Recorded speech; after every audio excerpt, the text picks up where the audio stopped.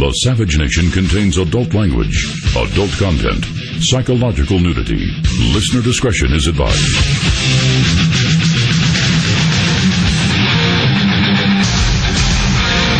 And now, America's most exciting radio talk show, The Savage Nation. Talk radio for the thinking person, home of borders, language, culture.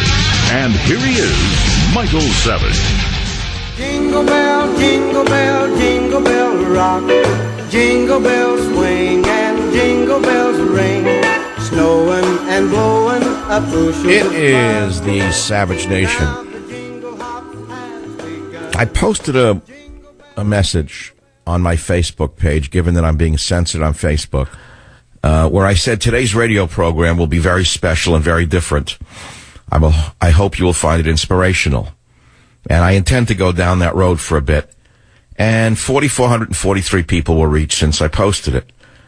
After that, and not more than 20 minutes ago, I posted an article that's shocking.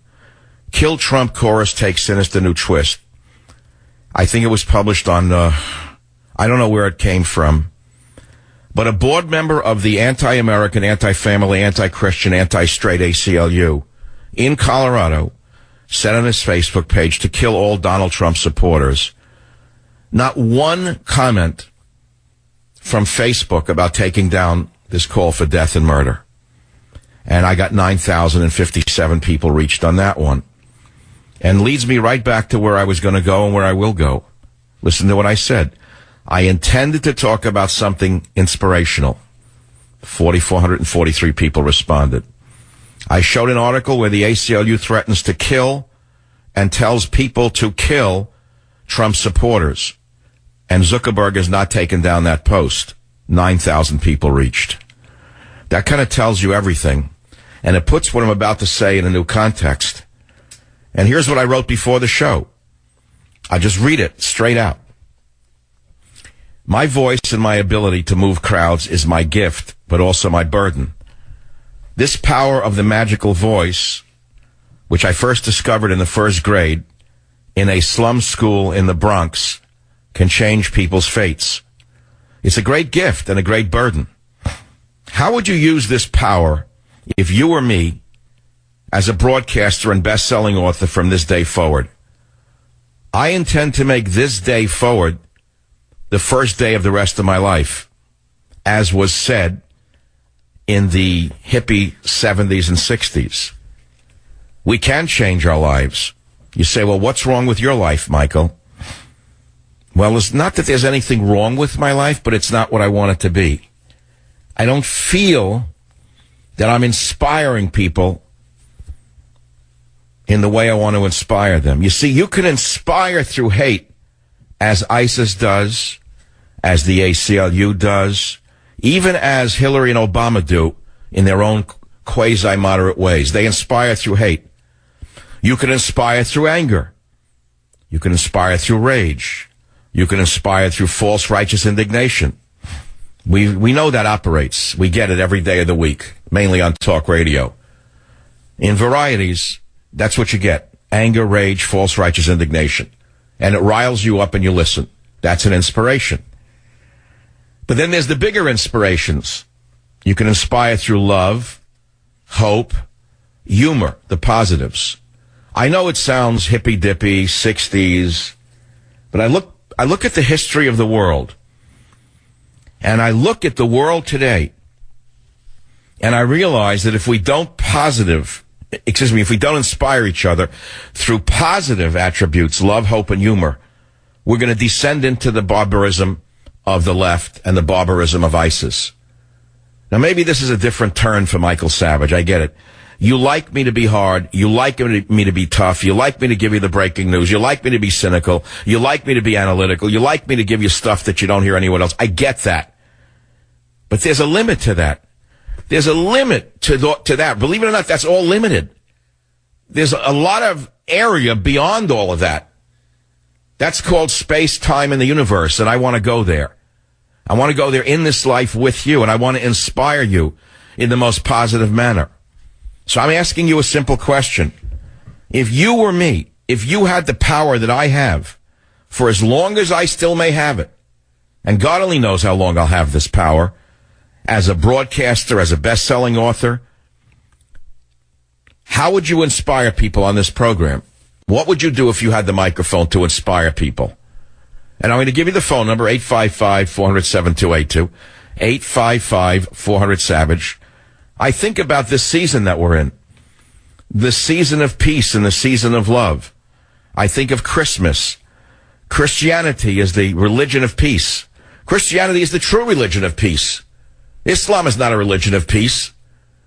Christianity is the religion of peace. Christianity is the religion of peace.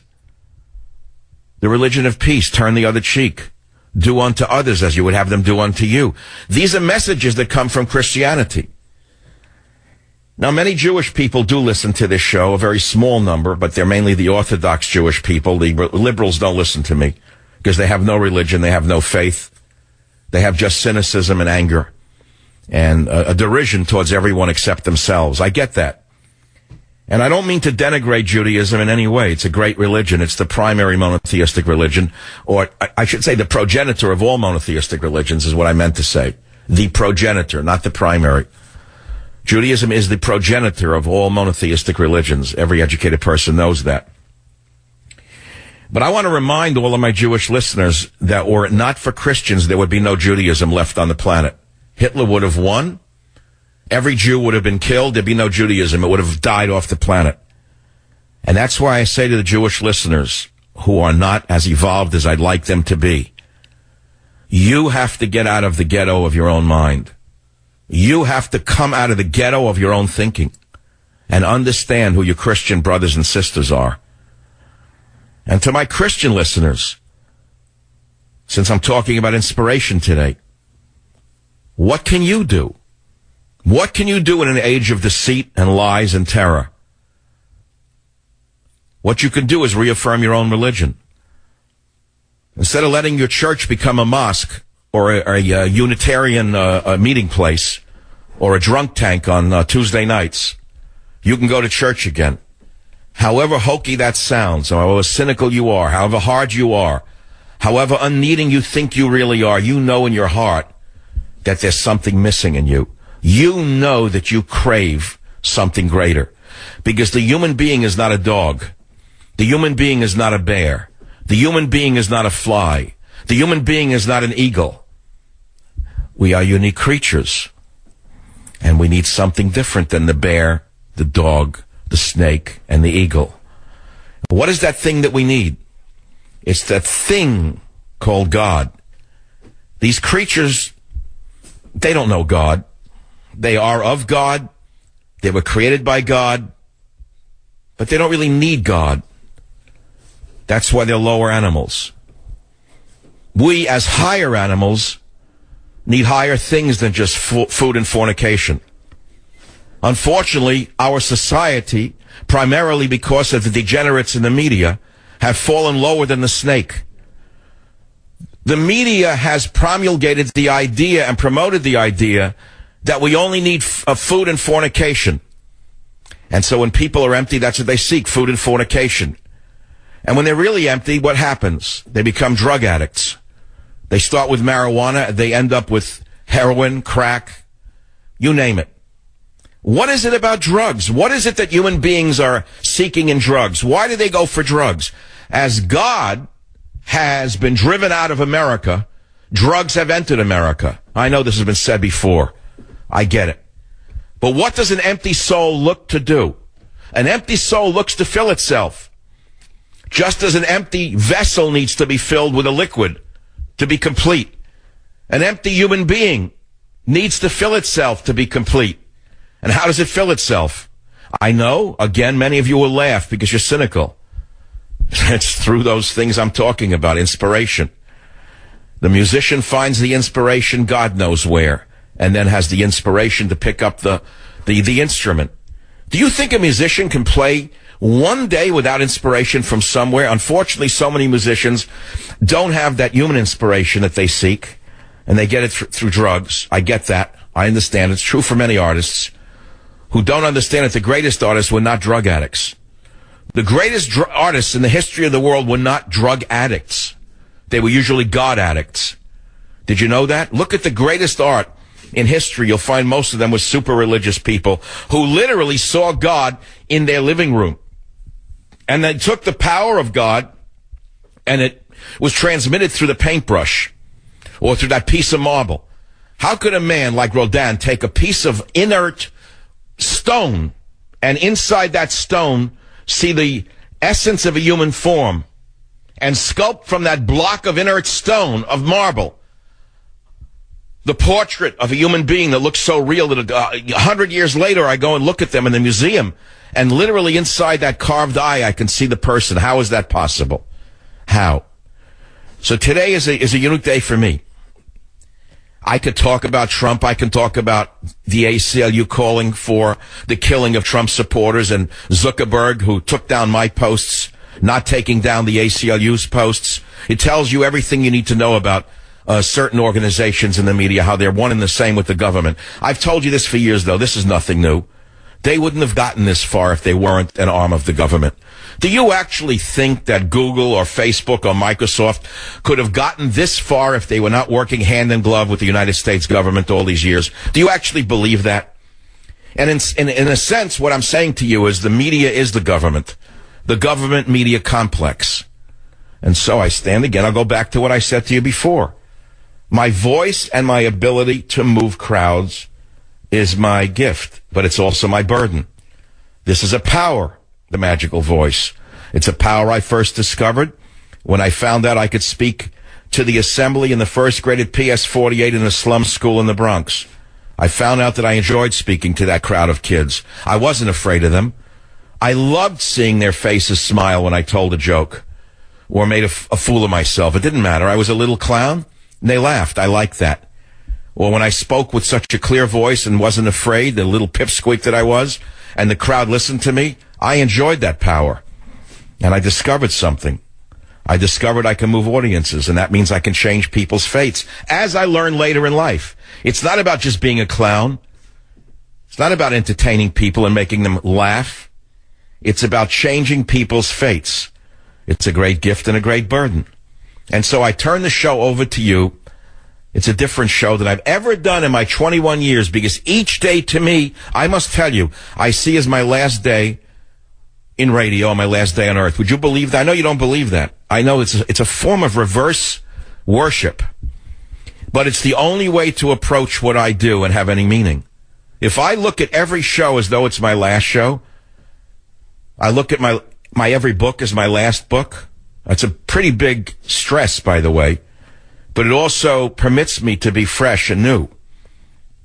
And so I'm going to make it fresh and new with you and ask you, how would you inspire people if you had my power as a broadcaster on all of these phenomenal radio stations and around the world on the internet? What would you do with this power to inspire people? Yeah, I said again, and I'll repeat it again. Some inspire through hate. Do I have to say who? Do I have to mention who inspires through hate and division? Do I have to say the names or the organizations that use hate and division as their stock and trade? Or through anger, rage, false righteous indignation? I've used all of them.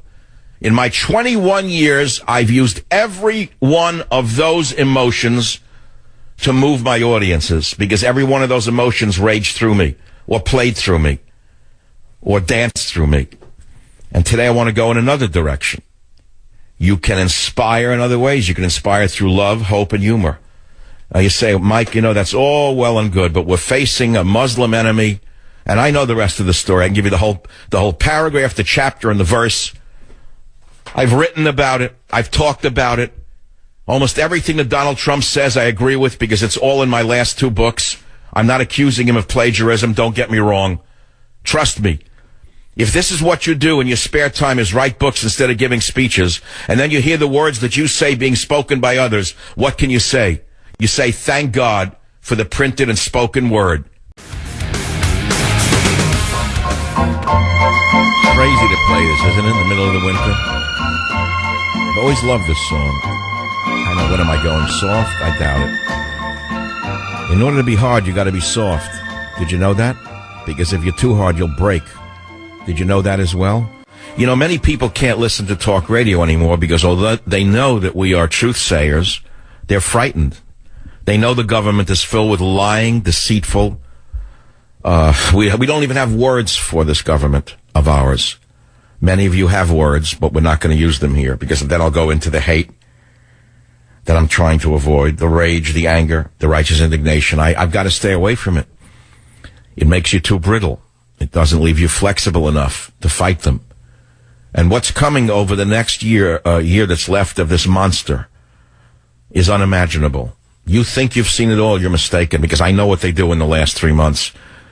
It's the sine qua non of everything that they've done before that, magnified by 3. What Bush did to us in the last 3 months of his reign was unimaginable. I was the only one in radio who saw it coming. I called him what did I call him? A socialist or something like a fiscal socialist. It was August of the last year of Bush's reign. I had always been a little queasy about him. I never liked him. I thought he was a double talker. I thought he was part of the deceitful establishment. It was proven when all the talk show hosts who were conservative were invited to lunch with him except me. That was okay. I accepted that. I'm used to it as an independent, not Republican. I accepted that. Didn't matter. Now, what happened was, as I said, he's a fiscal socialist. Look out. And he busted the economy out in the last 3 months, as you well know, and gave us Obama as a result. And they created Obama. Make no mistake about it. The Republicans wanted Obama. They carried the football of deceit for 8 straight years, and they knew they couldn't carry it for another 4, so they gave you Obama for another 8, figuring they'll play the game back and forth, the 2-card Monty. See? So now we've had a Democrat for 8 years. It's time for a Republican, and they're shocked that it may be an independent nationalist like Trump. And they're doing everything they can to shaft the American people. But I want to talk about what I talked about. Join the Savage Nation. Call now, 855-400-SAVAGE. 855-400-7287.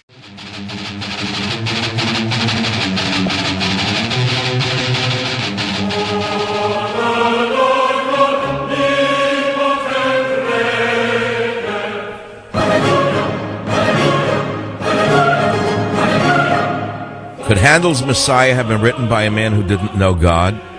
Could Handel's Messiah have been written at a time like this? Impossible. It's impossible. Nobody would listen to it. First of all, the mind that wrote this, that conceived it, doesn't even exist anymore. If it does, I don't know where it is. It's evaporated. It's been atomized by our government media complex, mainly by the media and drugs. So you still have this great music. God knows if it's permitted to be played.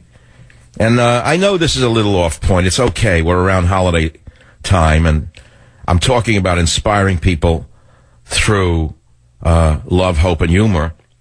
The positives.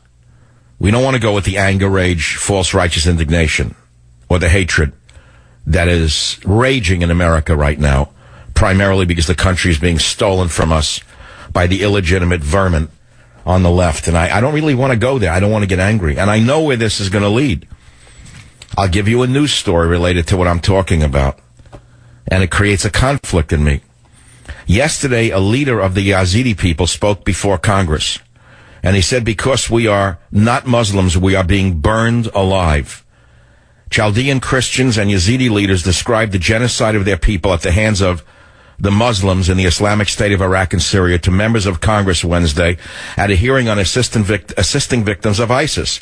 And he said, because we are not Muslims and because our path is the path of peace, we are being burned alive. That's amazing to listen to this. They're talking about the desperate plight of the Yazidis from Kurdistan who are being targeted by the Muslims and ISIS because they're considered heretics.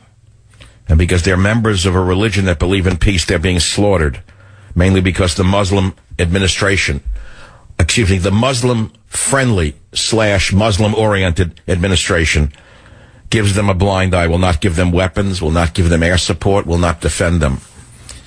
I don't want to eat my heart out over what's going on in this country because we know we have an enemy within that's on the other side of reality, the reality of most of the people. But the main point here is that here are people who practice peace. Their path is that of peace. They're being burned alive by the Muslims who claim to be Muslims in ISIS. So you say, well, Michael, that kind of goes against your entire frame of argument today. You're saying that you want to inspire through love, hope, and humor. Well, look what's happening to these Yazidis who are following their religious teachings of peace. They're being burned alive by the Muslims who are following their religious teachings of, well, you can fill in the blank. I know they're not Muslims according to Obama, and I know it's politically just so incorrect to say they're not Muslim. Well, what are they then? Islamic State. Why do you think all of a sudden this government has suddenly started to use the Arabic phrase for them called Daesh? Because it doesn't have the word Islam in it. This is the brainwashing. This is the grotesqueness of this double-talking administration. They won't even say it's Muslim now. They want to call it Daesh. Kerry uses that fork-tongued liar. But again, I don't want to go there because, again, I'm going to go to somewhere I don't want to be in. I don't want to go there. So how do you fight without becoming hateful? How do you fight? How do you even maintain your sanity without maintaining hatred? That's the real question. You know, that's the real question everyone faces. How do you face such utter lies and hatred and a threat to our survival? And those of us who have grandchildren, we look ahead and we shake our heads and we say, this has to be stopped. We don't have a year left under this charlatan in the White House and the liars in the press. We don't have a year left. And many of us are at the point of no return with our desire to do something. Many of you can't even sleep anymore.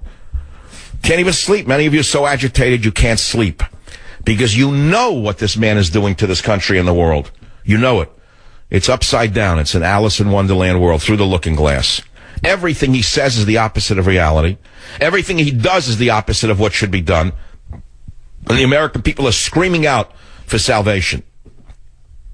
Now, I'm not running for office, don't get me wrong. I made that decision a long time ago. When I first started in radio, I thought maybe I should be a politician. I toyed with the idea, but I don't have the nature for it at all. I could never survive the campaign trail. I have too hot a temper, number one. I don't like to cater to people. Number two, I don't want to raise money. Number three, I would get physically violent towards the media. I tell you the truth, I have no patience for these lying slime. And so I can't be around them. I've worked with them. I know what they do. I know how they've tried to destroy my career over these years. I'd rather do what I do this way. But how do you inspire people through love, hope, and humor? All right, so I talk about the dog, and many of you love Teddy. And I told you there'll be a Teddy-oriented book with 100 pictures of him and me and some of them. It's mainly him and me. Today I'm very angry at him because he peed on the floor again when I turned my back. I got so mad at him. It was 5 minutes before the show, 2 minutes, and he snuck in the room that he goes in and he did it. I got so angry I had to be on my hands and knees with a spray and a piece of paper 2 minutes before a national show. And as I was cleaning up this dog's mess and angry at him, I got so mad at him for sneaking around and doing that, I started to laugh. And I said, you know, I remember there were teachings way back in the 70s from collateral friends of mine who were Buddhists, who used to go to some of these Buddhist meetings where there were some very, very wise teachers. And one of the Buddhist teachers, all of the whites would go there and sit on there with their legs crossed in the lotus position, looking for some great inspiration from these Tibetan Buddhists or Zen Buddhists. And sometimes they get these really wacky statements such as, take the garbage out if you want to know what it is to be a Buddhist. Because if you don't take your own garbage out, you can't be an ascended master. And they didn't even understand what he was saying to them. What he was saying to them is, don't get so disconnected from reality that you don't even know what you are. In other words, don't leave your body. And if that means taking your own garbage out, then do it. There's a story related to that one of Einstein. I love this story. Great, great physicist Einstein. At this point, he was quite famous, and he had agreed to an audience with some man, I don't know who it was allowed to see him. The man came in, Einstein was sitting behind his desk, and he said, Herr Einstein, I realize what your theory of relativity means. It means that nothing is real. Nothing is real. So as the story goes, Einstein stood up slowly, walked over to him and slapped him in the face. And he said, is that real? Now, you see what I'm saying to you. Don't get so disconnected from reality with your philosophy that you forget the danger you put yourself in, whether it means slipping on a sidewalk because your head is in the clouds, or bicycling through an intersection and killing a civilian because you think you're so great, as occurs too often in San Francisco where there are no laws against these bicycle terrorists. Or, in fact, in many other ways, you can get so disconnected from your body that you have no reality. Which leads us back again to how do I inspire you in an age where those who hate us want to kill us, and in fact are killing us, as evidenced in San Bernardino last week. The government failed at every level. We learned today that Obama told the NSC and the FBI to downplay the terrorist angle of San Bernardino. That's only one part of it. There's another part to it. DHS, Homeland Security, that clown, had shut down the investigation into Farouk and Malik to protect the civil liberties of potential terrorists. That, to me, my friends, tells us everything we need to know about Jay Johnson of Homeland Security. I've known from the beginning this would happen, and this is just the beginning. So where does it lead us again? Outrage, anger, what's going to happen with your outrage and anger? And it leads me to this point. Here are these poor Yazidi people practicing a religion of peace, being burned alive by Muslims in the Islamic State. So where does that leave us? Should we just turn the other cheek as they burn us at the stake? No, you all know that's not going to happen in America. I look at books that I'm reading right now. I'm reading books now on the Jewish Soviet partisans who fought the Nazis. These were ordinary men and women. They're ordinary lawyers, doctors, butcher, baker, candlestick maker, homemaker. Nobody would have expected that in a few years under Hitler, when they invaded the Ukraine and other parts of Europe, that Jews would be rounded up and killed, and that some of them would have to escape into the woods, join the partisans, and become murderers to survive. How could a little humble tailor, for example, learn to pick up a gun and kill Germans and stick a knife into their heart, seeing another man's face in front of his face until the man was dead in front of his eyes, so he could get that Nazi's gun and survive another day and put bread on the table for his wife shivering to death in the woods? How did he learn to do it? The agony, the destruction of the human spirit. Some survived. How did some of the Jews survive that? Not all Jews went into the gas chamber saying oy vey. Not, you have the image, many of you have the image of Jews as weaklings. I would hope that by now you understand Israel was not founded by Jewish weaklings, and why Israel will last long after the hateful people around them are long dust. Israel will last forever, and the haters will be dead long after. Trust me on that one. Trust me on that one. Despite all its flaws, Israel is God's chosen land. And that's why the Christians support Israel. It's not to convert the Jews, as the cynical liberal Jews will tell you. So you look at stories like this and you say to yourself, well, what would I have been? Would I have been able to go from who I am to picking up a weapon and fighting with them in the woods? I don't know. Would I? We don't really know, by the way, until you're put into that situation. But all my life, I have walk between powerlessness and power. Does that strike a chord with you? Can one man listening to this show tell me that you're different than me? Have you not walked your whole life between a feeling of powerlessness and power? See what I'm saying to you? How is it possible to know who you would be? Which one would you have been? The one who would have gone to your death peacefully, crying? Or would you have fought back? Now, many of you say, well, I would have fought back. Well, good, that's a good feeling. But there's a big difference between thinking that you would have fought back and having fought back, and no one really knows. And so now it comes to today. We're facing a minor kind of war in the United States of America today. It's a war of ideas. The ideas that are coming at us from Barack Hussein Obama and Hillary Clinton, the press, the academic institutions, is nothing short of totalitarianism, mind control at every turn. Snuffing out Christianity, snuffing out individuality, snuffing out maleness itself. This is the message coming from these people. And many of you are on the front lines of the battle in your daily lives. And you know it and I know it, but you can't do anything about it. Again, we circle back to what I asked you at the beginning of this hour. and the hour is flying by as it always does.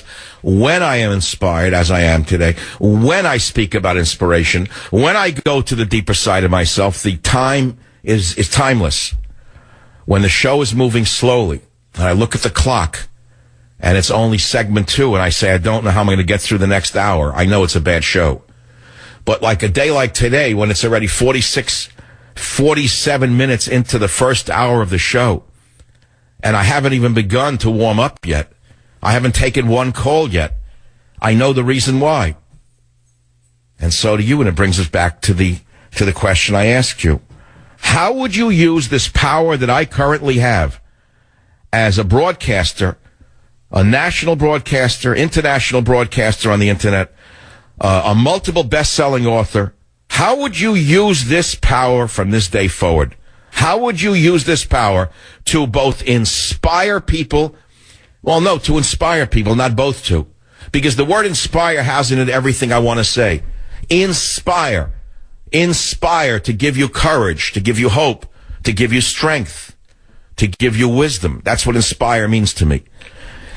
You know, how many times have I got into a house of worship in my life and walked out feeling emptier than when I went in? That's why religion is dying in America. It's not growing. I would go into these houses of worship in the emptiest times of my life. I'd come out feeling worse than when I went in. Do you know why? Because there was no leadership, just like the political class. You go in there, you hear mumbo jumbo and weakness. You don't want that. You want fire and brimstone. You want a man to get up there and lead you out of your darkness into the light, don't you? All right, I'll back in a minute here on the Savage Nation.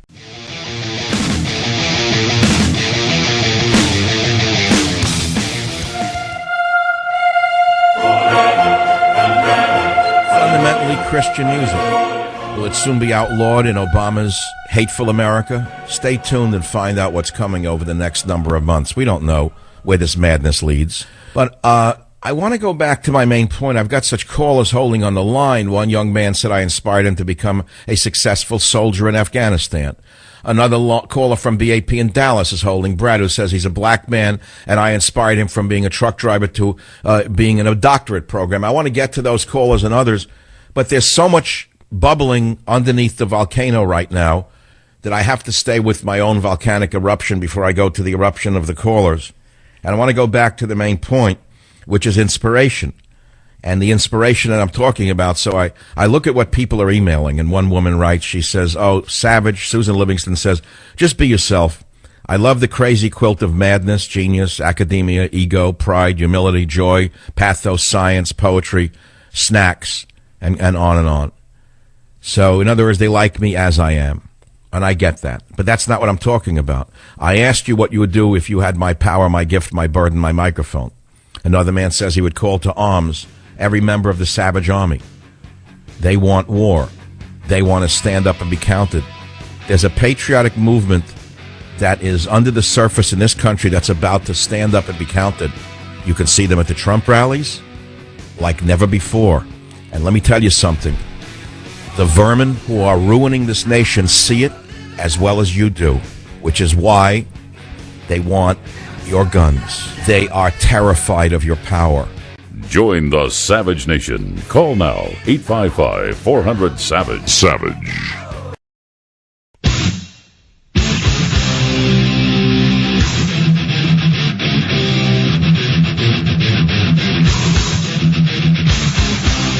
Warning. The Savage Nation contains adult language, adult content, psychological nudity. Listener discretion is advised.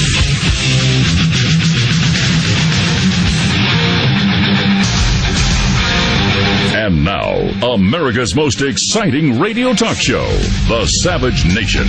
Talk radio for the thinking person, home of borders, language, culture. And here he is, Michael Savage.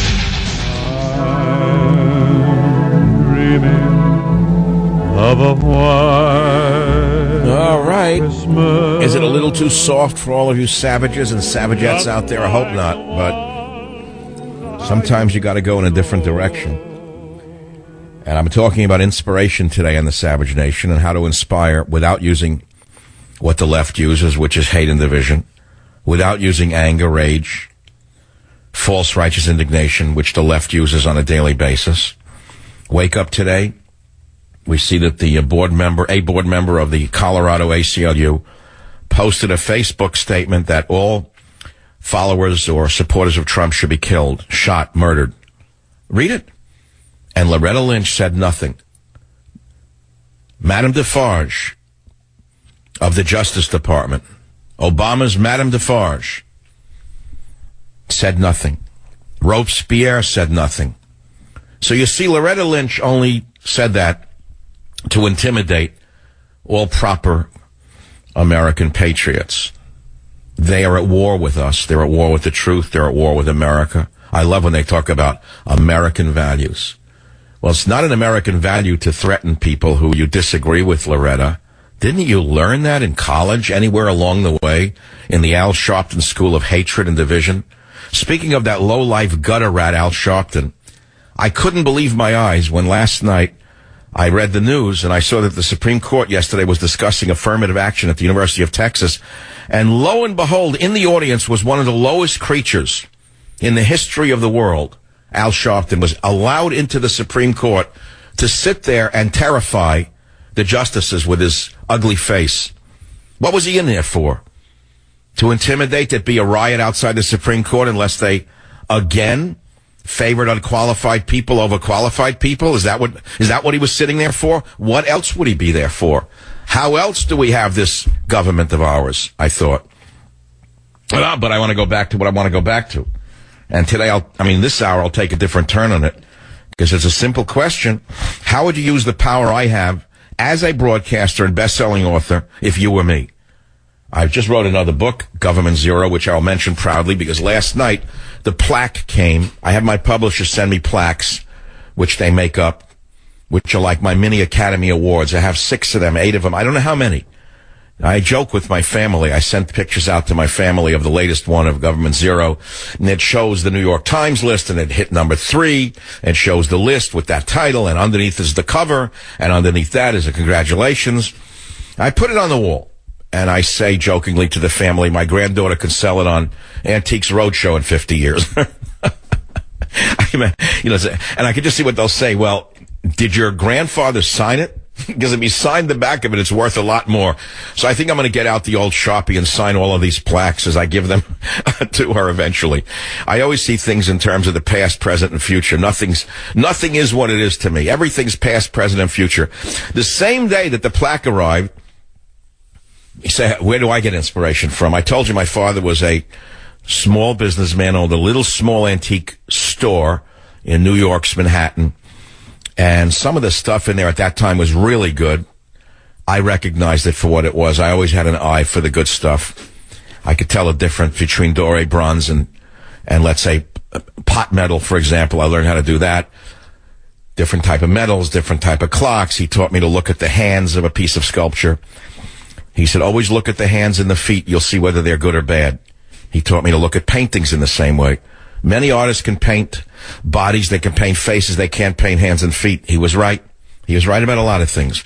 So I learned at the hands of an intuitive, smart man with regard to things that are good and things that are not good. And so one of the things I currently do is I collect antique guns. So yesterday arrived at my doorstep, actually I think it was today, a set of dueling pistols from 1880 from France. They're gorgeous, stunningly beautiful. You say, dueling pistols? That's so interesting. What were dueling pistols used for in France, in England, in the United States? What were dueling pistols used for? To duel. If a man insulted another man, generally of the gentleman class, they didn't go to Facebook. They went to the dueling field. That's how they settled their scores in those days. In a similar way, the gangbangers do it today, but they don't do it with the same honor or dignity. The low-life vermin in the ghettos don't use dueling as a form of gentlemen settling a score. They just walk up behind someone and shoot their brains out from behind because they're lower than animals in that regard. No, this is not as noble. I know many of you, the liberals, say, well, don't the gangbangers do the same thing? You say settle scores with guns? Well, I just answered the question for you. No, that's not the way it was done. But the point is not the gun. The point is the workmanship. The point is that things are preserved through generations that are beautiful, whether it be a pair of dueling pistols or an antique statue or a painting. You look at the great art in Europe. What in the world does that not do for you when you go to Europe and go to Italy and see the great art in the churches, by the way? And here in America, in the churches, in the universities. And what are the illegitimate doing on these campuses today? The illegitimate who never belonged there in the first place, but was shuffled in, are now screaming, rip down the art because it's racist art. Rip down all the paintings that have Jesus as a white baby. I swear to God, there's a lawsuit right now from some illegitimate piece of I can't even use the word. He wants all of the art in the museums in America to be removed because it offends him as a non-white person that all depictions of Jesus are of a white man. This is how sick the country has become, that we would let such gutter rats rise to such high places, and I blame the lawyers, I don't blame the rat. In other words, if you have a legal system that is so flawed that it permits this kind of lawsuit, you know, in America, anyone can sue anyone for anything. Why is that? Why? Because the lawyers wrote the laws, not because the people want that law. But anyway, that's a separate point. I'm saying inspiration. So I get some of my inspiration by buying guns or clocks or paintings, small things that show me that people can preserve things through war, revolution, hurricane, tornado, fires. Somehow they're preserved. People preserve what they can. And then we have these barbarians called the Islamic State that tear down everything in their path.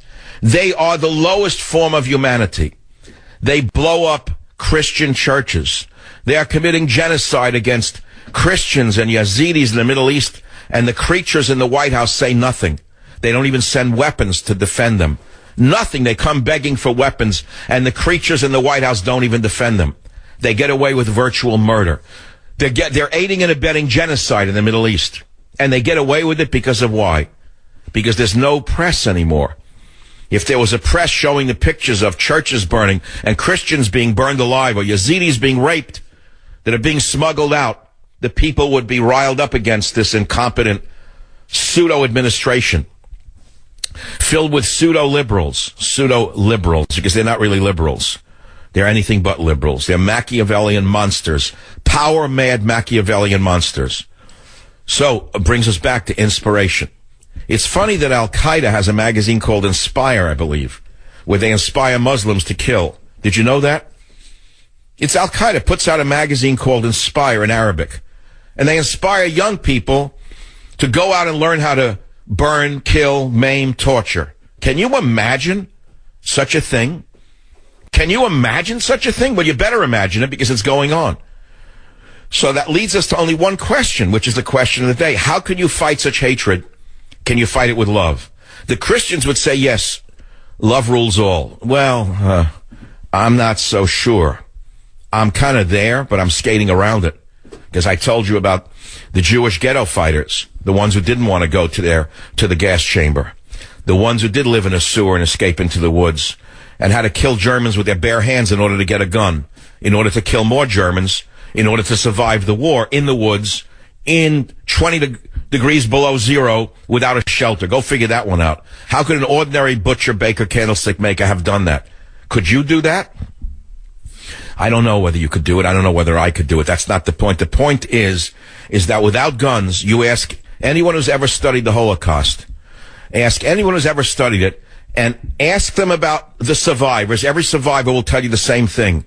The survivors will tell you, those who fled into the woods to fight with the partisans, who were mainly Russians, by the way, every one of them will tell you the same thing, that without guns, they all would have died. That's all you need to know.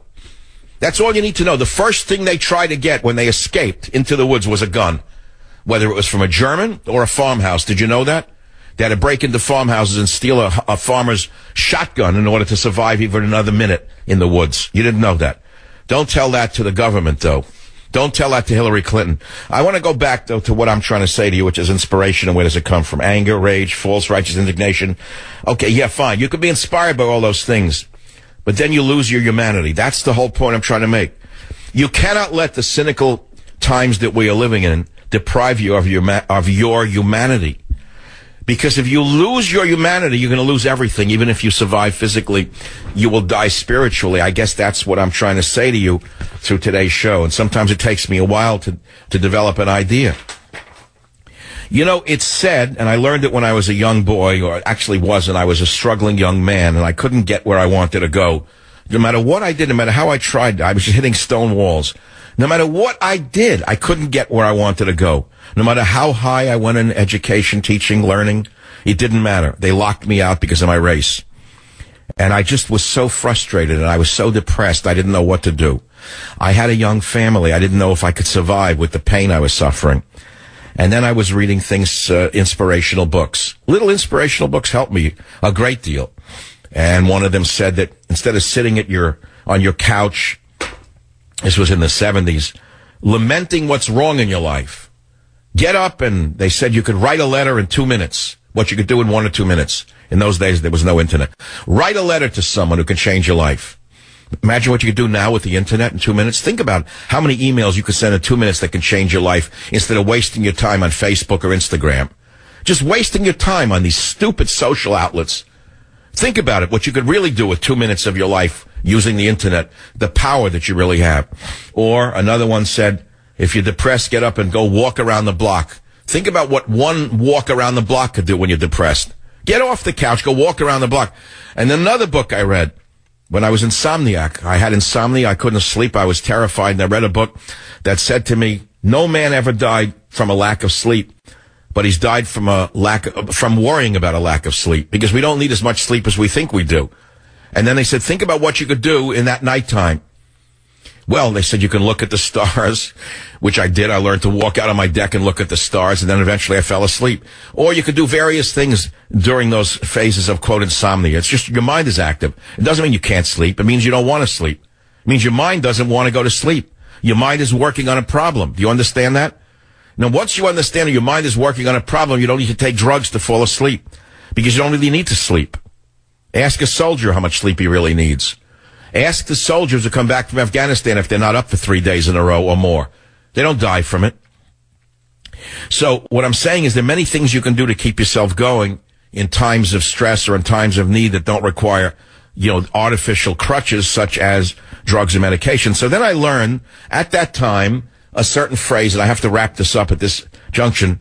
I learned a simple thing, New York thing. Every dog has his day. I learned that from gamblers that I knew. Street kind of guys that would say, yeah, Mike, every dog has his day. You ever hear that phrase? I never knew what it meant. I mean, don't worry about it, man. One day you'll find that day that's going to be your day. And that comes from a religious point of view. For there is no man who does not have his hour, and no thing that does not have its place. What does that mean? I'll tell you when I return right here on the Savage Nation.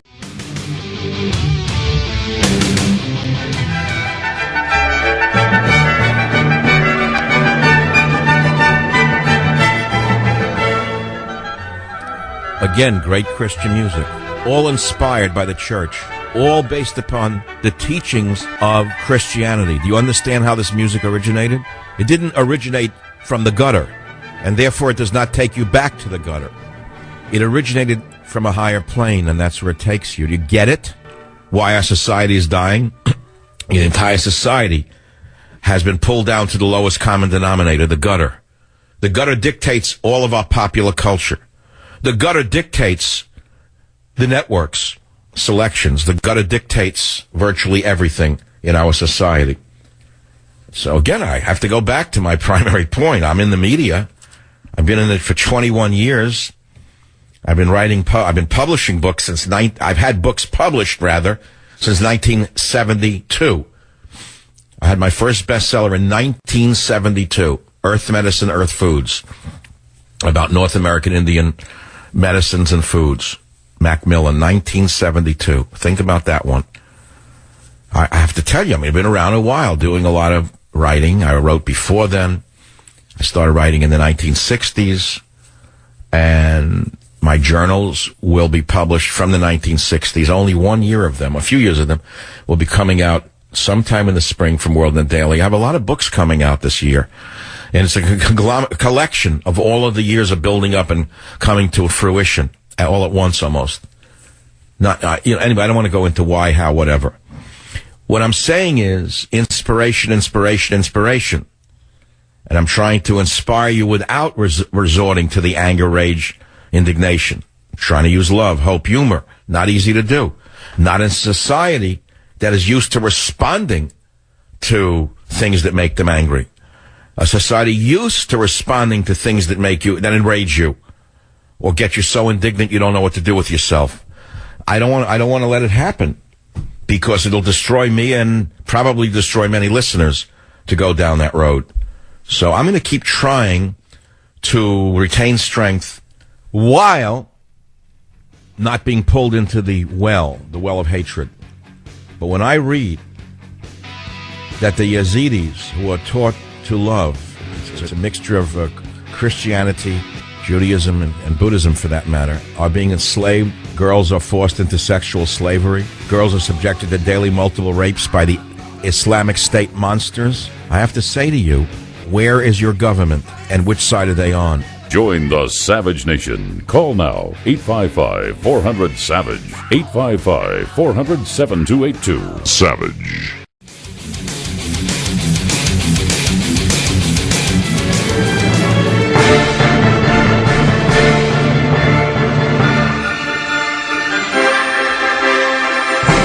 All right, welcome back to the Savage Nation. Maybe it's too highbrow for the average Dem Repub out there. I don't know, but I got to go where my head goes, my heart goes, and here's where my head is today.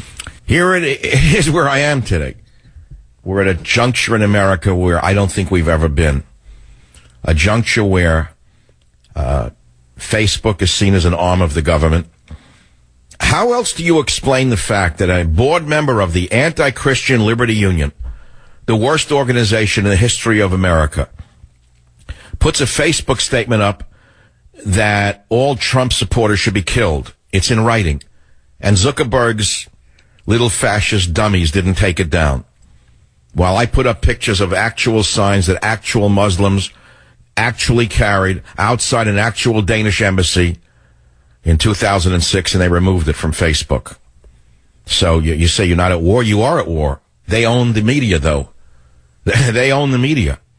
They own the words. They own the images. And take a look at the sad sacks who run Hollywood. Look at these sad creatures, these powerful men who have the power to shape the minds of America and the world. Look how they're failing us. Instead of helping us fight this dictatorship, they are the dictatorship. They are the Judenrat. I'm sorry to say it. It's a very, very tough thing to say, and it's aimed only at a certain audience out there. They're working for the enemies of freedom itself through the images that they put out, through the stories that they don't tell rather than the stories they do tell. And the stories that they do tell through film, they do things that you can't believe to the human spirit. But what's the point of talking about it? I have no power over them. I'm not a movie maker. I'm only a talk show host and a writer. So I ask you again, I'll go back to the calls in 1 minute. I'm going to get to the calls right now. I haven't had one call in an hour and a half. What would you do if you had my microphone, the power I have as a broadcaster and best-selling author from this day forward? How would you inspire people without using anger, rage, indignation? Could you use love, hope, and humor? Could you? To inspire people to go on? How do you explain the fact that Al-Qaeda or one of the other Muslim hate groups, these terror groups that do such horrible things, put out a magazine called Inspire on the internet that encourage people to join their sick organizations to go over and rape young girls, and etc. I can't even tell you what they do. If you want to hear what they do, I'll tell you what I'm going to do for a moment. Yesterday, a leader of the Yazidi people went before Congress. Thank God for the Republicans who invited Mirza Ismail, chairman of the Yazidi Human Rights Organization International, to try and tell the world what Obama is ignoring. Listen to clip 3. Are you ready for this? You better hold on to your seats. Play it. Thousands of young Yazidi women, girls, and even children, who, as I speak, have been enslaved and forced into sexual slavery. These girls are subjected to daily multiple rapes by ISIS monsters. According to many escaped women and girls whom I talked to in northern Iraq, the abducted Yazidi, mostly women and children, number over 7,000. Some of those women and girls have had to watch 7, 8, and 9-year-old children bleed to death before their eyes after being raped by ISIS militia multiple times a day. I know his English isn't as good as that of Barack Obama. I realize he's not as charming. But listen to clip 4. I He met speaks mothers a better English. whose children were torn from them by ISIS. These same mothers came to plead for the return of their children, only to be informed that day the mothers had been fed the flesh of their own children by ISIS. Children murdered, then fed to their own mothers. Did you hear what he just said? The mothers come to plead for the return of their children. They're given a meal, and then these monsters tell them with a smirk that you've just eaten your own child at the meal. It's beyond anything that Hitler even did. What's going on right now in this time, and liberals choose to hate supporters of Donald Trump. I don't have words for what I need to say, so I'm going in a totally other direction. You heard the man's speech? I hope you heard it. I hope you can spread the message of hatred, the hatred that's coming from ISIS and being covered up by the administration. Spread it. Go spread that message. Spread that soundbite around, because this man is telling you what's really going on. And I have nothing but contempt for the media for hiding this. They're hiding it. They won't let you hear it. So it comes back again. We circle back to the question: can love, hope, and humor save this world when such monsters are doing such things and the government media complex is hiding them? I don't know. I don't even have an answer. So I'm going to go to the callers now for a few minutes. I'm going to start with San Francisco, where I live and work. KSFO, Mike, go ahead. What would you do if you had my microphone and my abilities? Mike, are you there on line 6, or you gone? Dead in the water. Fang, it's what I love. The greatest call screening in the history of radio. Line number 9, Peter on WABC. We'll try you. Go ahead, please. I'm not getting any calls. Okay, so we have another technical. Are you there, Peter? Yes. Can you hear me, Michael? Go ahead. My call screener should have told you you're on, but go ahead. Jesus said the truth would set you free, and that's what you do. That's what's inspirational. If I had your microphone, I would direct people to your show. The media not putting you on is the biggest indictment against them of all. I spent 3 years in Afghanistan as a member of the Fighting 69th Infantry here in New York, and you're an inspiration. Just like everyone who listens to you, it's like talking to Jeremiah or Isaiah. Literally, every day we get that opportunity, and to be able to thank you over the air in public is an honor to me. No, the honor is mine, and I'm not saying that to be polite. You're the soldier, you're the warrior, you're on the front lines, you're the ones taking on these animals, not me. You know who these animals are better than anyone listening to the show does, except soldiers who face these animals in combat.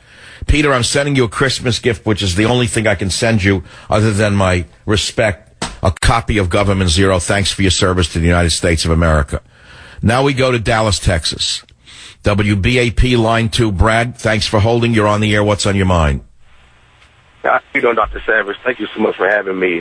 Man, you inspire me. I'm an African-American male. I'm 32 years old, and I was taken by ambulance when I was driving trucks in 2009, and the ambulance driver had your show playing. First time I ever heard it. I've voted Democrat my entire life. I was raised that way, being African-American. We was taught to be a Democrat, and after I heard your show, I literally looked for you for weeks after that just to hear who you were, hear what you were about. And following that, I enrolled myself in school. I was a college dropout.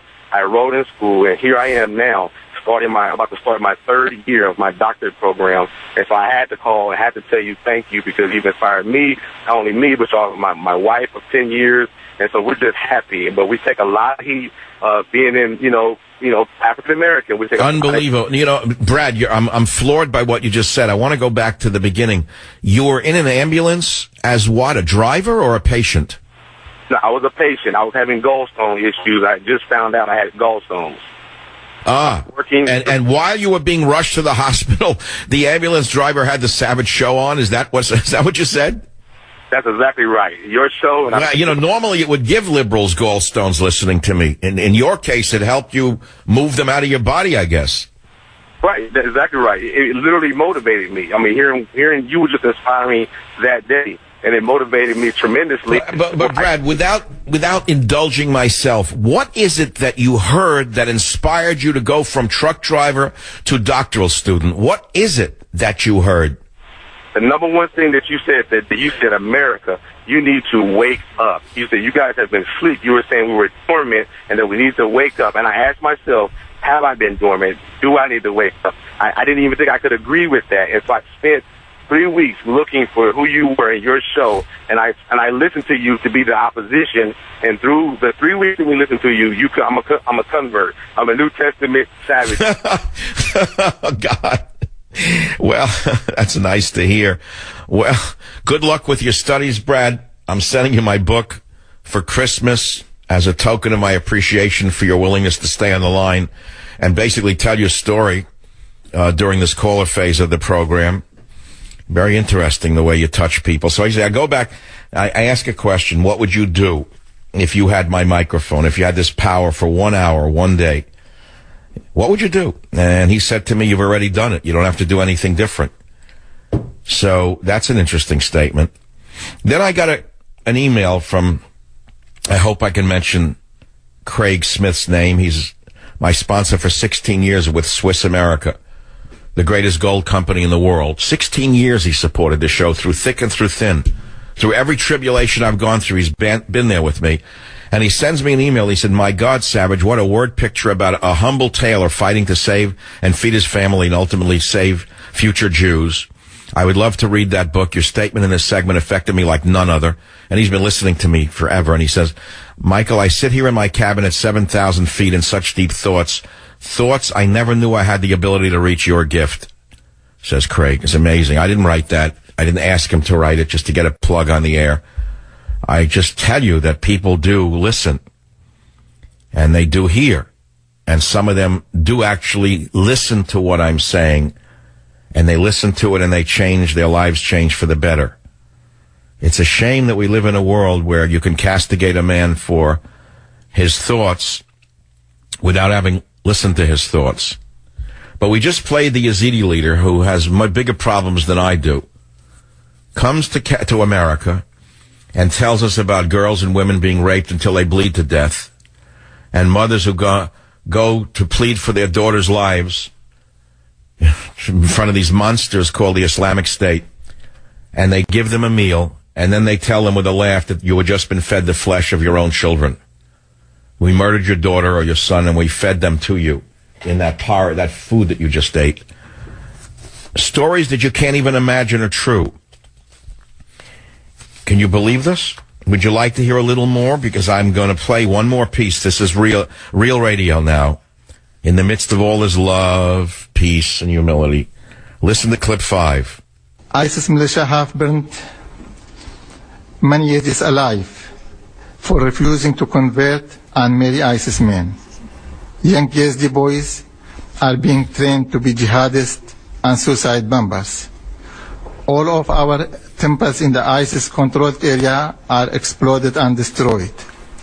The entire Yazidi population was displaced in less than 1 day on August 3, 2014 in Sinjar. The Yazidis and Kildare Syrian Christians face this genocide together. Why? Again, because we are non-Muslims. And because our path is the path of peace. For this, we are being burnt alive. For living as men and women of peace. Did you hear what he just said? Genocide against Assyrian Christians, against Yazidis. Genocide by Muslims, because our path is the path of peace and they won't convert to Islam. And we're told it has nothing to do with Islam. Obama keeps putting out the propaganda and the big lie that the Islamic State is not Islamic.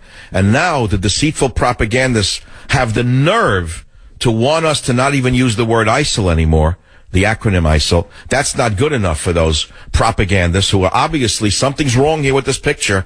They're now demanding that we use the word Daesh as the acronym for these murderous, genocidal maniacs in order to disassociate the word Islam from them entirely.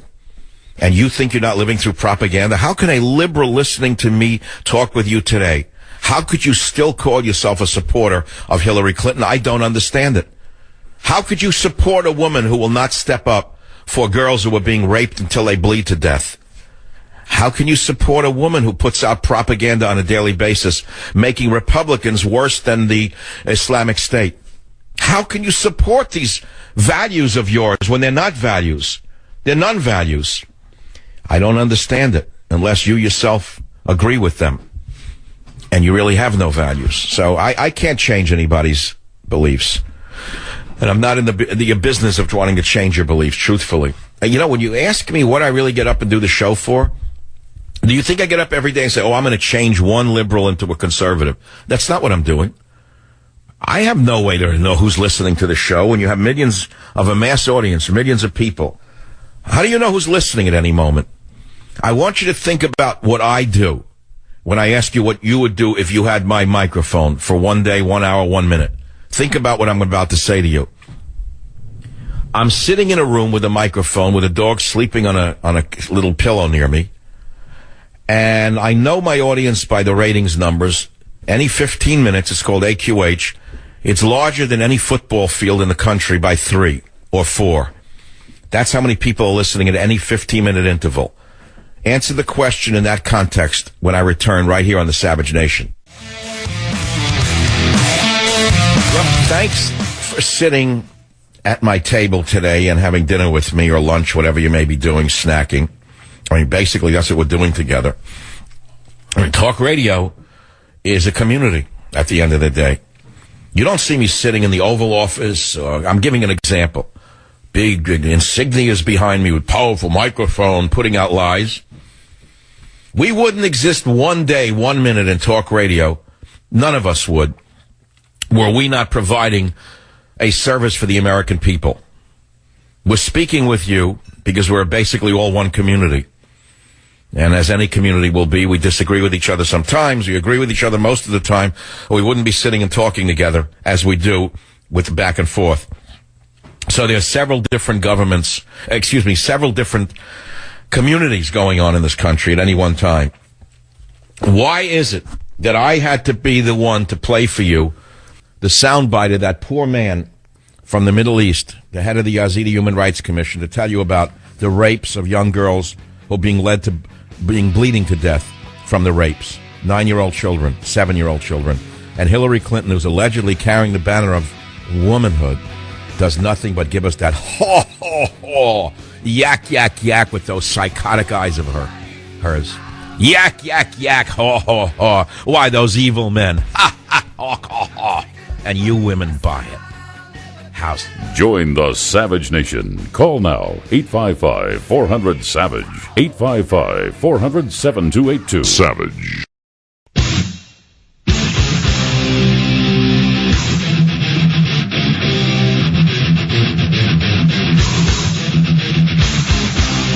Warning. The Savage Nation contains adult language, adult content, psychological nudity.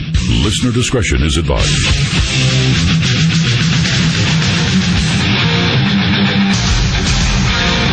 And now, America's most exciting radio talk show, The Savage Nation.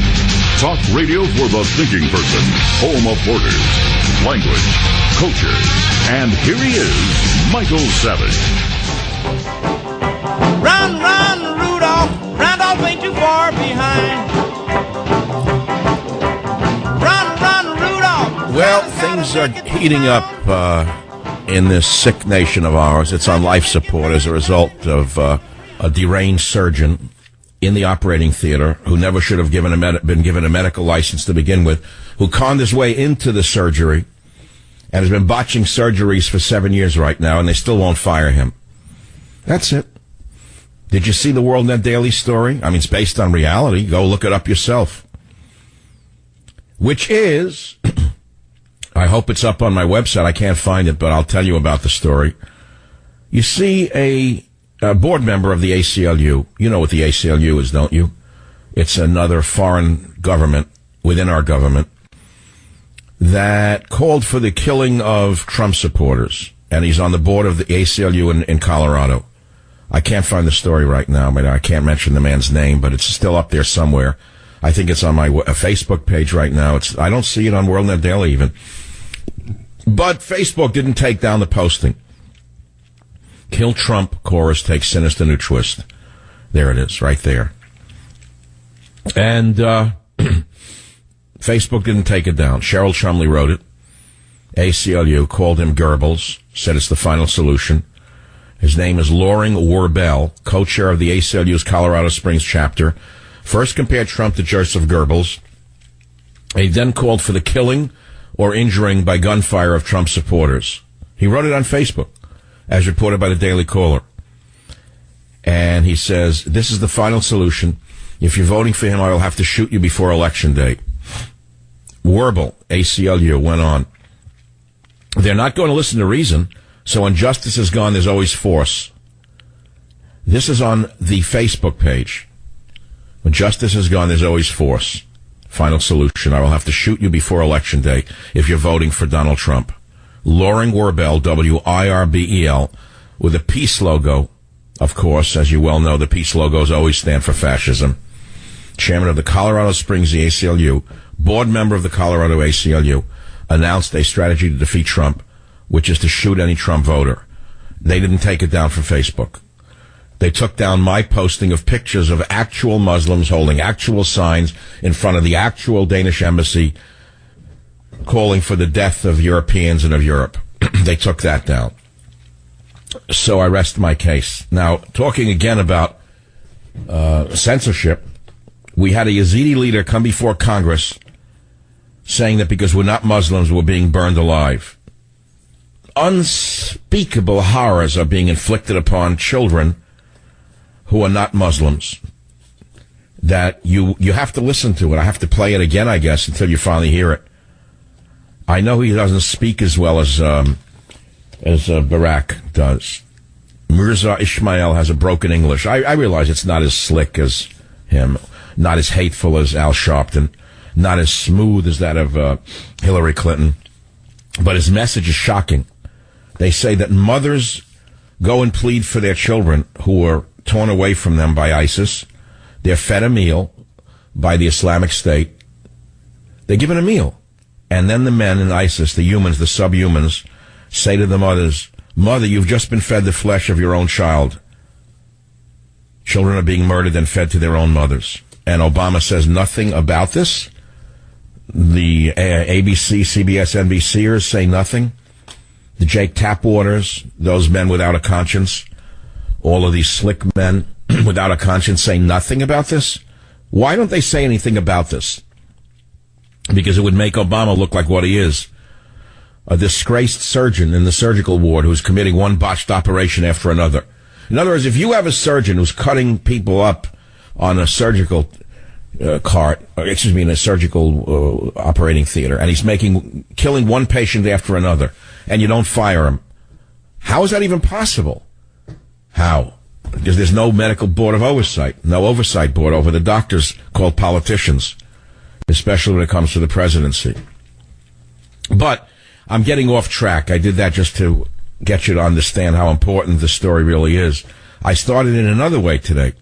And I started this way. I said, my voice and my ability to move crowds is my gift, but also my burden. This power that I have of this magical voice that God gave me, I first discovered in the first grade in a slum school in the Bronx. And I found out that I can change people's fates with my voice later on in life. As a kid, I found that I could move audiences. I didn't know what that meant. Later on in life, I found out that I can change people's fates with the power that God gave me. And I said it's a great gift and a great burden.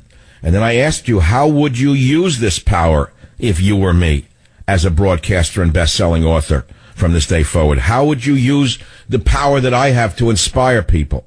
And then I added this. I said you can inspire through hate, as ISIS does or Al-Qaeda does. Or you can use hatred, as the ACLU does, or as Obama does in a kind of moderate way. Or you can inspire people through anger, through rage, through false righteous indignation, as many do on a daily basis. Or you can inspire, I said, through love, hope, and humor, which are the positives. Now, I know that it's cynical to think that love can beat hatred, And yet Christianity is built upon that one premise, isn't it? Think about that. The entire religion is built upon teaching people to turn the other cheek and to love thy neighbor. Well, that's easy to do when you live in a loving community. But when now the community has been turned into a hateful community by this surgeon who is in charge of the entire surgery, he has taught neighbor to hate neighbor, race to hate race, gender to hate gender, nation to hate nation. Think about the damage this one man has done. He's almost brought us to the brink of World War III. He's taught us to hate our allies, Russia. I want you to think about this. It took 50 years of a Cold War where we lived on the brink of a nuclear holocaust to bring Russia and America together again, and things were going smoothly until this monster got into the political world, and now he's turned the American people and a good portion of the Western world against Russia. Think about this. Think about how insane this is. And think about what this means with regard to world peace. We're on the brink, possibly, of World War III. Now, I saved the story for the third hour. I pulled it off last night from an obscure website. 100,000 foreign troops, including Americans, are going to be deployed in Iraq, according to a leading Iraqi opposition MP. The U.S. is to send some 10,000 troops to Iraq to provide support for a 90,000-strong force from the Gulf states. The politician said the plan was announced to the Iraqi government during a visit by U.S. Senator John McCain. During a meeting in Baghdad on November 27th, McCain told Prime Minister Haider Abadi and a number of senior Iraqi cabinet and military officials that the decision to send 100,000 troops was non-negotiable, claimed Hanan Fatlwai, the head of the opposition Irada movement.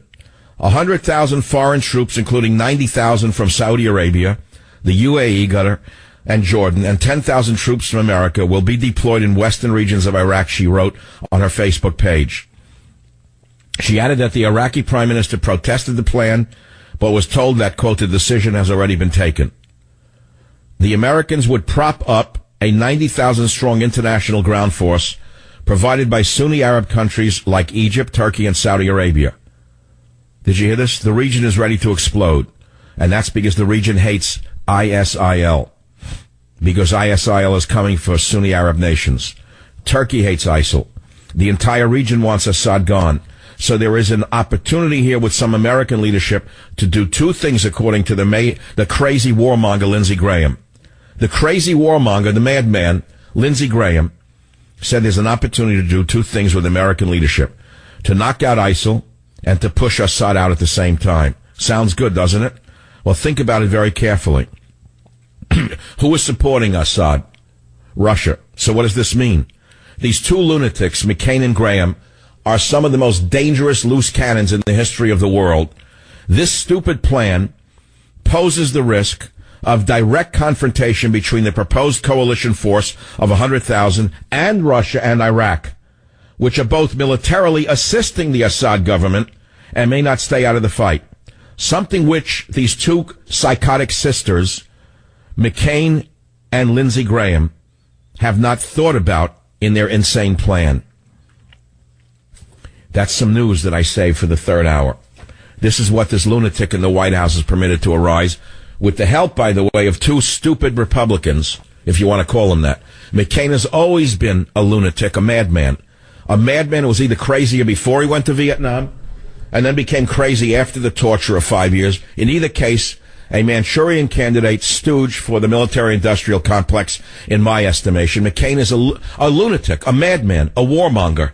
This is the same McCain who went to Ukraine and stirred up the Ukrainian people and started a civil war. There's the same madman who, with his foaming mouth, went to Cairo and tried to topple a legitimate government and get back the Muslim Brotherhood. I want you to understand what I just said to you. McCain is a certifiable madman, a warmonger, a stooge of the New World Order, a neocon who represents the military-industrial complex, who is just itching for another war so they can fill their coffers with more blood and more money. This is McCain and Lindsey Graham, another crazy man. They want this war, and here in America, kill Trump from the ACLU. And where is the leader of all of this? Where is the leader of all of this madness? So I say, well, what would you do if you had the microphone? I don't know what you would do. Here's what I'm doing. I'm trying to make sense out of the world. I want you to think about this. All the news that I could be talking about, all the stories that I could be dispersing on this radio show. Look at this. I read one news story, 100,000 foreign troops, including Americans, to be deployed in Iraq, and I show you how it risks World War III. And in the last hour, I played a soundbite, two sound bites from a single man, the leader of the Yazidi people from the Human Rights Organization, who are talking about enslavement and rapes of young girls, which is being ignored completely by the men without a conscience, the men without a soul, the women without a conscience, the women without a soul in the media business. So before I take my first break, I don't want to lose it, and it's going to take some work on your part. It's only a few seconds. Listen to what's actually going on while the crazy, mad surgeon in the White House continues to botch one operation after another. Listen to clips 3 and 4. Thousands of young Yazidi women, girls, and even children, who, as I speak, have been enslaved and forced into sexual slavery. These girls are subjected to daily multiple rapes by ISIS monsters. According to many escaped women and girls whom I talked to in northern Iraq, the abducted Yazidi, mostly women and children, number over 7,000. Some of those women and girls have had to watch 7, 8, and 9-year-old children bleed to death before their eyes after being raped by ISIS militia multiple times a day. I met mothers whose children were torn from them by ISIS. These same mothers came to plead for the return of their children, only to be informed that the mothers had been fed the flesh of their own children by ISIS. Children murdered, then fed to their own mothers. Children murdered and then fed to their own mothers by the Islamic State. I'm looking on the Fox News website. There's no mention of this story. I'm looking on every website in the United States of America. There's no mention of this story. Nobody cares about what's going on in the Middle East. Victims of rapist cop were forced into sex through fear, says a troublemaker in New York City. That's in the New York Post, but I don't see this story. Freezing weather may have killed Kristen Cavallari's brother. I don't even know who she is. This is a woman, Kristen Cavallari, had a brother. I don't know who she is. She was on a soap opera in 2005. This is what Murdoch Jr. puts on the front page. Elizabeth Olsen dumped me the day my best friend died. Did Mets let the aggressive Cubs claw past them in NL? Kylie Jenner and her plump pout. It's unbelievable, and you wonder why America has no brains. Trump website goes down after anonymous threat. Furor grows at Citadel over photos of cadets in KKK-style hoods. Which stories are more important?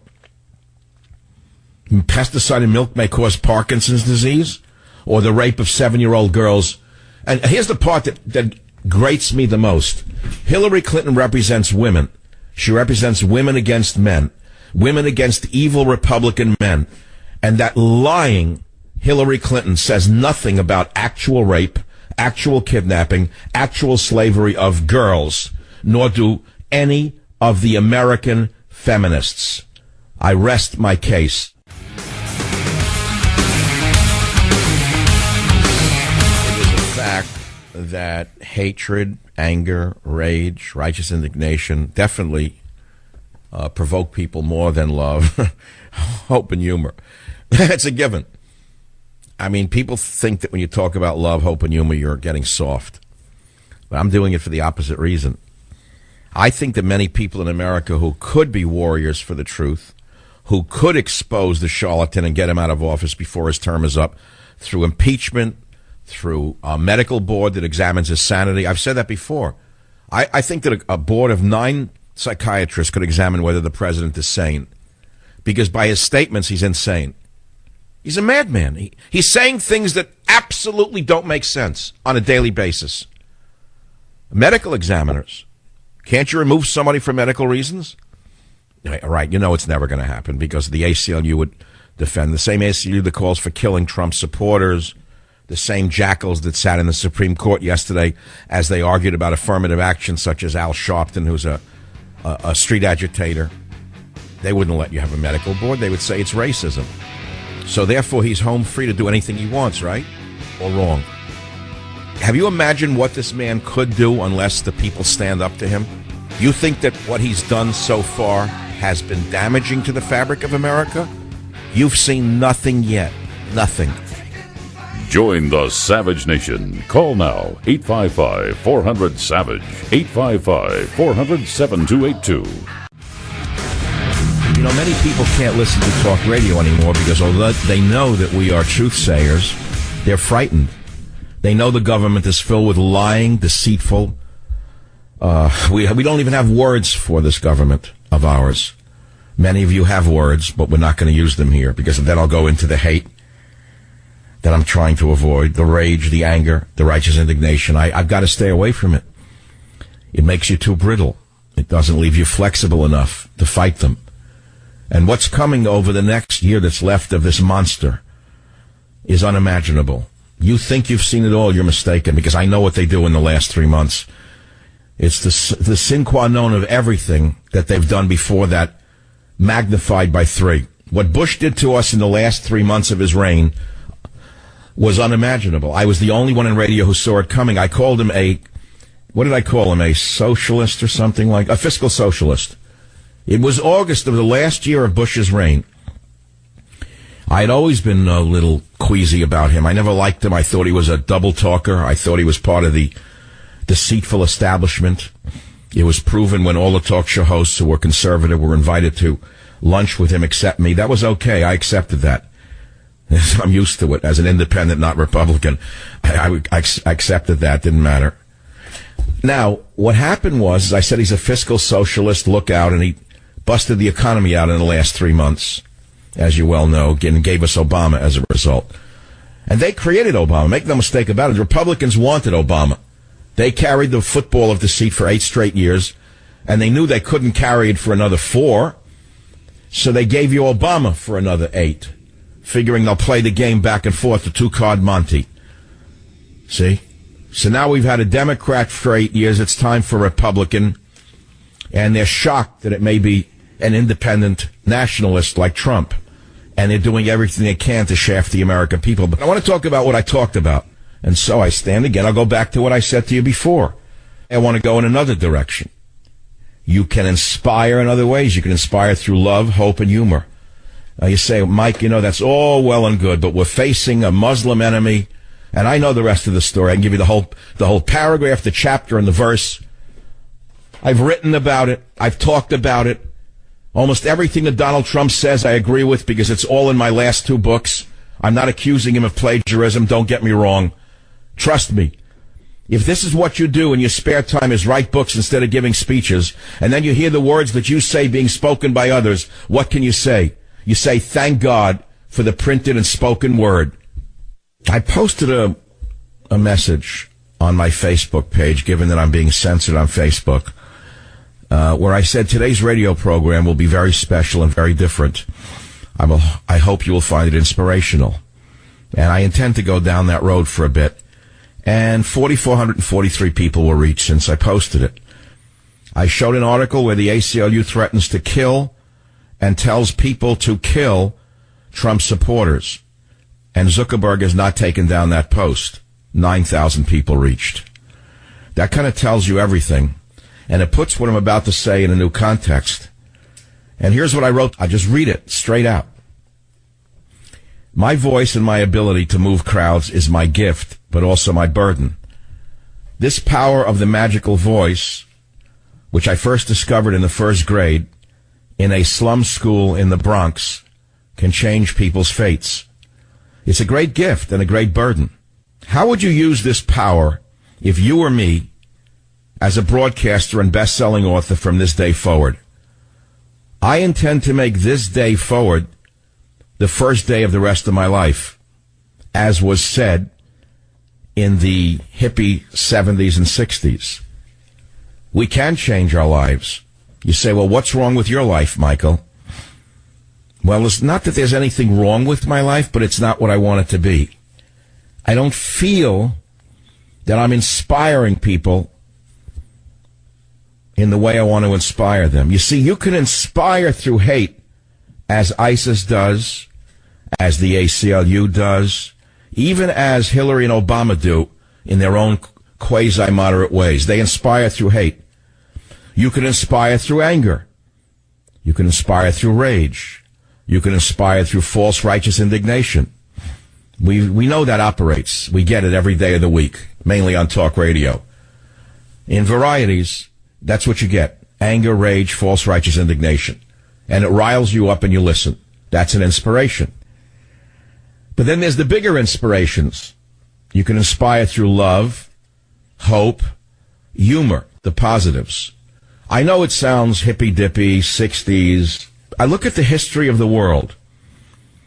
And I look at the world today, and I realize that if we don't inspire each other through positive attributes, love, hope, and humor, we're going to descend into the barbarism of the left and the barbarism of ISIS. Now, maybe this is a different turn for Michael Savage. I get it. You like me to be hard. You like me to be tough. You like me to give you the breaking news. You like me to be cynical. You like me to be analytical. You like me to give you stuff that you don't hear anyone else. I get that. But there's a limit to that. There's a limit to that. Believe it or not, that's all limited. There's a lot of area beyond all of that. That's called space, time, and the universe, and I want to go there. I want to go there in this life with you, and I want to inspire you in the most positive manner. So I'm asking you a simple question. If you were me, if you had the power that I have, for as long as I still may have it, and God only knows how long I'll have this power, as a broadcaster, as a best-selling author, how would you inspire people on this program? What would you do if you had the microphone to inspire people? I think about this season that we're in, the season of peace and the season of love. I think of Christmas. Christianity is the religion of peace. Christianity is the true religion of peace. Islam is not a religion of peace. Christianity is the religion of peace. Christianity is the religion of peace. The religion of peace. Turn the other cheek. Do unto others as you would have them do unto you. These are messages that come from Christianity. What can you do? What can you do in an age of deceit and lies and terror? What you can do is reaffirm your own religion. Instead of letting your church become a mosque or a Unitarian meeting place or a drunk tank on Tuesday nights, you can go to church again. However hokey that sounds, or however cynical you are, however hard you are, however unneeding you think you really are, you know in your heart that there's something missing in you. You know that you crave something greater. Because the human being is not a dog. The human being is not a bear. The human being is not a fly. The human being is not an eagle. We are unique creatures. And we need something different than the bear, the dog, the snake, and the eagle. What is that thing that we need? It's that thing called God. These creatures, they don't know God. They are of God. They were created by God. But they don't really need God. That's why they're lower animals. We, as higher animals, need higher things than just food and fornication. Unfortunately, our society, primarily because of the degenerates in the media, have fallen lower than the snake. The media has promulgated the idea and promoted the idea that we only need food and fornication. And so when people are empty, that's what they seek, food and fornication. And when they're really empty, what happens? They become drug addicts. They start with marijuana, they end up with heroin, crack, you name it.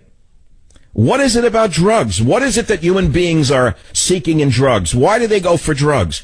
As God has been driven out of America, drugs have entered America. I know this has been said before. I get it. But what does an empty soul look to do? An empty soul looks to fill itself. Just as an empty vessel needs to be filled with a liquid to be complete. An empty human being needs to fill itself to be complete. And how does it fill itself? I know, again, many of you will laugh because you're cynical. It's through those things I'm talking about, inspiration. The musician finds the inspiration God knows where, and then has the inspiration to pick up the instrument. Do you think a musician can play one day without inspiration from somewhere? Unfortunately, so many musicians don't have that human inspiration that they seek, and they get it through drugs. I get that. I understand. It's true for many artists who don't understand that the greatest artists were not drug addicts. The greatest artists in the history of the world were not drug addicts. They were usually God addicts. Did you know that? Look at the greatest art in history. You'll find most of them were super religious people who literally saw God in their living room. And then took the power of God, and it was transmitted through the paintbrush or through that piece of marble. How could a man like Rodin take a piece of inert stone and inside that stone see the essence of a human form and sculpt from that block of inert stone, of marble, the portrait of a human being that looks so real that 100 years later I go and look at them in the museum, and literally inside that carved eye I can see the person? How is that possible? How? My voice and my ability to move crowds is my gift, but it's also my burden. This is a power, the magical voice. It's a power I first discovered when I found out I could speak to the assembly in the first grade at PS 48 in a slum school in the Bronx. I found out that I enjoyed speaking to that crowd of kids. I wasn't afraid of them. I loved seeing their faces smile when I told a joke or made a fool of myself. It didn't matter. I was a little clown, and they laughed. I liked that. Or when I spoke with such a clear voice and wasn't afraid, the little pipsqueak that I was, and the crowd listened to me, I enjoyed that power. And I discovered something. I discovered I can move audiences, and that means I can change people's fates, as I learned later in life. It's not about just being a clown. It's not about entertaining people and making them laugh. It's about changing people's fates. It's a great gift and a great burden. I must tell you, I see as my last day in radio, my last day on earth. Would you believe that? I know you don't believe that. I know it's a form of reverse worship. But it's the only way to approach what I do and have any meaning. If I look at every show as though it's my last show, I look at my every book as my last book. That's a pretty big stress, by the way. But it also permits me to be fresh and new. I said again, and I'll repeat it again, some inspire through hate. Do I have to say who? Do I have to mention who inspires through hate and division? Do I have to say the names or the organizations that use hate and division as their stock and trade? Or through anger, rage, false righteous indignation? I've used all of them. In my 21 years, I used every one of those emotions to move my audiences, because every one of those emotions raged through me, or played through me, or danced through me. There's a story of Einstein. I love this story. Great, great physicist Einstein. At this point, he was quite famous, and he had agreed to an audience with some man, I don't know who it was allowed to see him. The man came in, Einstein was sitting behind his desk, and he said, Herr Einstein, I realize what your theory of relativity means. It means that nothing is real. Nothing is real. So as the story goes, Einstein stood up slowly, walked over to him and slapped him in the face. And he said, is that real? Now, you see what I'm saying to you. Don't get so disconnected from reality with your philosophy that you forget the danger you put yourself in. Whether it means slipping on a sidewalk because your head is in the clouds, or bicycling through an intersection and killing a civilian because you think you're so great, as occurs too often in San Francisco where there are no laws against these bicycle terrorists. Or, in fact, in many other ways, you can get so disconnected from your body that you have no reality. Which leads us back again to how do I inspire you in an age where those who hate us want to kill us, and in fact are killing us. I'll be right back. As I've said numerous times on this show, I'll say it again today, and we're talking about love and hate, love versus hate. If you look back into the Jewish Bible, the Old Testament, it's filled with hate. It says to kill homosexuals, kill adulterers, and more. You see, I've read Leviticus, including on the air, But modern Jews, even modern Orthodox Jews, don't kill homosexuals and they don't stone adulteresses. They know the difference between a 5,000-year-old text and the real world, the civilized world built upon Judeo-Christian values, but which eschews those passages that obviously proceed from man's barbaric past and not from the mind of God. What I just read to you is on page 279 of Government Zero, and so much more about what we are facing today, about U.S. Muslim attitudes, about Christian attitudes, Jewish attitudes, and nothing says it more than the sound bites that I played today of that poor man, the leader of the Yazidi Human Rights Organization, who spoke before Congress and told stories that you cannot believe are real about abducted girls, 7, 8, 9-year-old, who are being raped repeatedly until they bleed to death. And another story about children who were torn from their mothers by ISIS. And then the mothers come to the headquarters before the monsters to plead for the return of their children, and they're fed a meal. And then these monsters, these members of the Islamic State, inform the poor mother that they have just been fed the flesh of their own children by ISIS. Children murdered, then fed to their own mothers. And many of you have sent me notes. Please post it somewhere. I'm putting it up on michaelsavage.com. I want it to be spread around the country until eventually you shame Hillary Clinton into representing women, until you eventually shame all of the liars in the Obama administration to face the real genocides, the real hatred that is going on in real time right now amongst the minority communities in the Middle East, the Yazidis and the Christians, inflicted upon them by, yes, Muslims in the Islamic State. Things have gotten so bad and so twisted that they don't even want us to call it ISIS or ISIL anymore. They're now trying to get us to refer to these monstrous barbarians by the Arabic acronym, which I won't even repeat. They don't even want you to use the word ISIL or ISIS because it has the I word in it, Islam. And don't you understand what they're doing? Well, that's it for the day. It's been a hard day's night and a good day's work. I hope that you've learned something, enjoyed it, and I hope you'll be with me again, God willing, on Monday, right here on the Savage Nation. Savage.